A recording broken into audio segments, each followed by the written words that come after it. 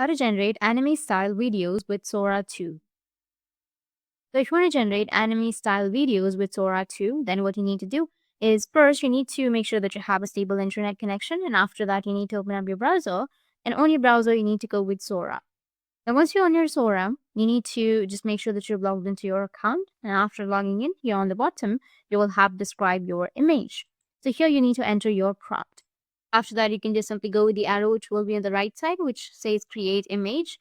Or you can also give Sora some reference images if you have it on your gallery. So you need to go with image right here, and then you can go with image or video or reference video or a reference image.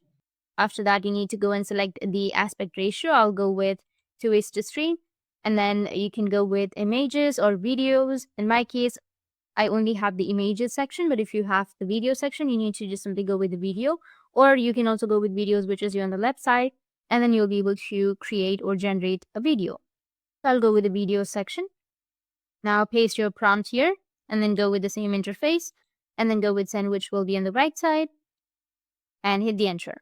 And it might take a few seconds to a few minutes. It will be added to your queue. You can go with queue, which will be on the top right, and depending on your network connection, it will be created.